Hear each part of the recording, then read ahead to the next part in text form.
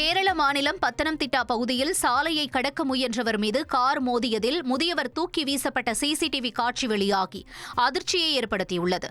இந்த விபத்தில் முதியவர் சம்பவ இடத்திலேயே உயிரிழந்தார்.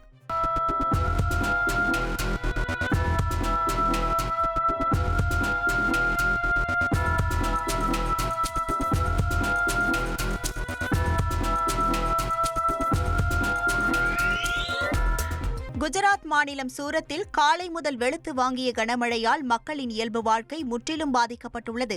கனமழை காரணமாக சாலைகளில் பல்வேறு பகுதிகளிலும் நீர் தேங்கி வெள்ளம் போன்ற சூழல் ஏற்பட்டுள்ளது. பல இடங்களில் சாலைகளில் இடுப்பளவு தண்ணீர் தேங்கி இருப்பதால் வாகன போக்குவரத்து பாதிக்கப்பட்டுள்ளது.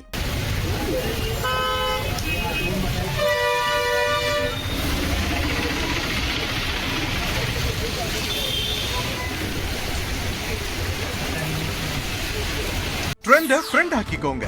2.5 கோடிக்கும் அதிகமான தந்தி டிவியின் சப்ஸ்கிரைபர்ஸ் அண்ட் ஃபாலோவர்ஸ் குடும்பத்துல நீங்களும் இணையுங்க.